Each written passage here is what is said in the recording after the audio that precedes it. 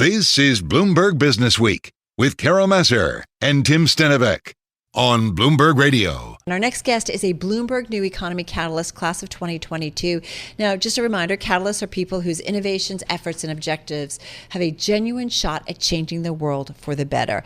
And we are so delighted to have back with us Anastasia Volkova. She's the co-founder and CEO of the regenerative ag company Regrow. We got to talk about some of the accolades, Tam. Well, let's just start with just a couple of them, okay? But we can't say them all or else we're not going to get any time for an interview. Let's just go with this one. Time has named Regrow as one of the 100 most influential companies in 2023. Fast Company has named it one of the most innovative companies of the year. And Anastasia was named to the Time 100 list of the next 100 most influential people in the world. Can I also say... Aren't you happy you called it first with a catalyst? Yes.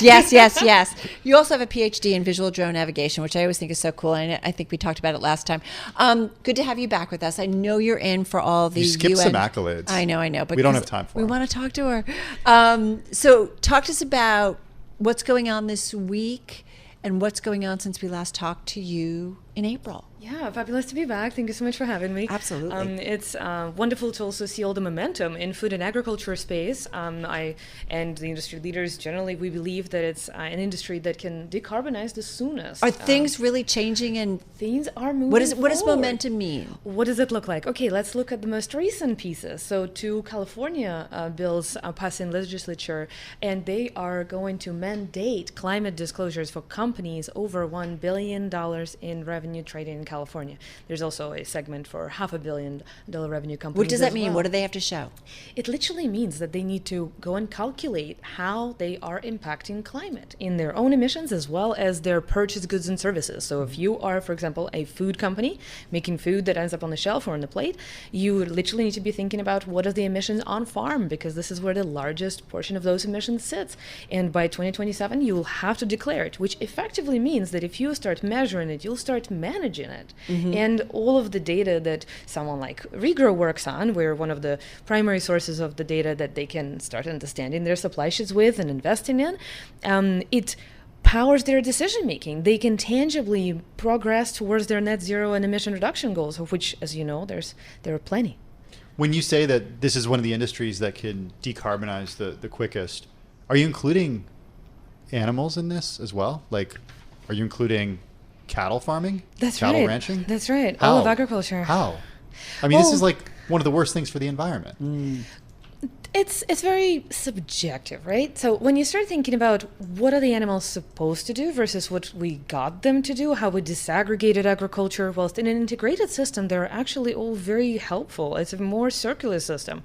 You can feed them better crops. So a lot of emissions in the animal system are still in the crops. We produce most of the crops to feed animals, not to feed ourselves. So that's where the majority of the impact will come first. Are you saying it's okay to eat a burger? I am saying that we need to decarbonize all parts of the burger and starting to list what are the parts that we should decarbonize. Okay. But I am definitely saying the alternative burger is better for the environment, yes. But there's things about the burger that are also not terrible for the environment. Anastasia, when you work with a company, what exactly do you do for them? We help them first uncover their Scope 3 emissions, i.e. those that are on farm. So if they come and pick their supply sheds, they say, I source this over there. Can you tell me how is that impacting the environment? And we actually ladder up the data from the field level. So we have dynamically generated data on a near real-time basis that can say, here's what's happening in the landscape. This is what's impacting the environment right now. Once they have that snapshot, they can also model with the platform that we provide them, the Ag Resilience platform, the abatement potential. That is to say, what can I change for better? What can I reduce? How can I get to my emission reduction goals? So it's not about carbon offsetting. It's actually so you don't create carbon in the first place. Yes, right? It's value chain investments. It's almost, we call it insetting. It's the opposite. So you take action within your value chain. You are not, you're reducing your own emissions. You're not looking to offset them somewhere else. I hate offsets, sorry. No, and European Commission is with you. Because you shouldn't be you've got to reduce the carbon footprint. It's not a case of... Because it's not taking it out. Exactly. I'm not going to, all right, so I'm creating a lot of carbon, but I'm going to go plant some trees. You're still putting the carbon in there. Like, we've got to reduce it overall. That's just, okay, absolutely. I'm off my soapbox. No, absolutely. We have to find ways of producing food in a way that doesn't harm the environment so much. It actually renews it and regenerates it. Is vertical farming one of those answers? Ooh, Tim, good question. It's very controversial. It's very controversial because you have to consider everything from the system perspective, right? So on one hand, you have the transportation of, say, salad from Salinas, California to New York City, and that's absurd. So you probably should consider growing it here.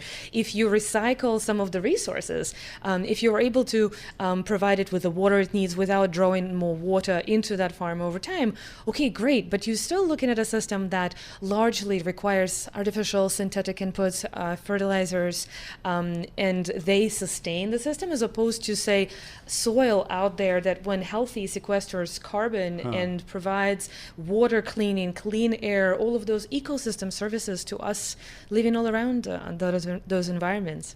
You know, it's interesting. We had Johannes Juting of Powers 21 on, and they basically are making sure that, or helping the developing world, create data sets. They don't actually have the data, but they're pulling from different sources and making sure it's pure. But the whole idea is you need to collect and track transformative data to help bring about transformative policies and change. Talk to us about the importance of that, having that data that you guys are providing, right, the information, but also go hand in hand with governments, states, countries saying we've got to do better. And so you need the data to kind of meet those requirements. Absolutely, it has to. And we have plenty to update the listeners on. With the IRA money, with the Inflation Reduction Act and the embedded Climate Smart Commodities program, the administration is looking to effectively accelerate the investment into low carbon commodities in agricultural sector.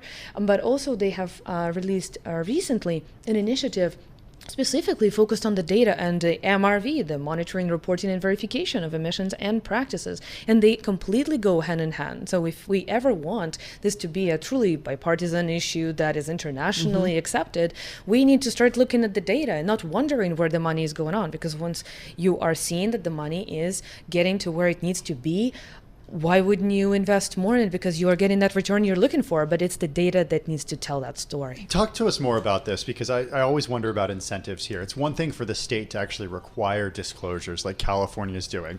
And it's a side point, but my concern is that, okay, all these companies are going to move to Texas, which is a state that will not require these types of disclosures.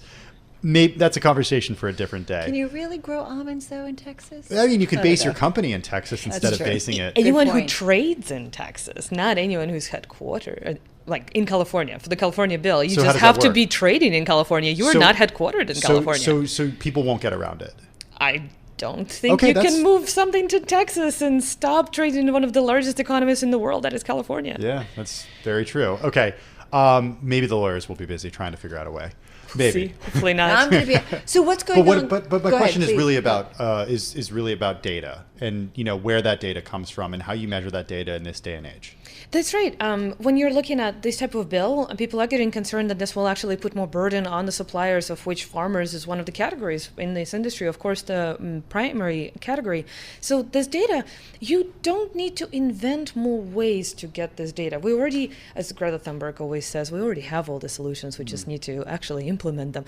So Regrow gets data from farm management systems, statistical surveys, but importantly, satellite imagery. So remote sensing of practices tells us a lot about what's happening in the land in a non-invasive way, in a very scalable and cost-effective way. Then we pass it through climate models, soil carbon, crop models, to understand what is the impact on the environment. So we see the practices from space, from local systems. Tractor tells us what's going on. We don't have to ask the farmer for absolutely everything. We have to accept that agriculture has been running on data. It's a big business. It's a big industry. It has the data. If you provide the incentives and you assure the privacy, you will be able to get the system to a level of transparency where it can all actually flow in a direction of Paris 1.5 degree trajectory. What companies are you working with?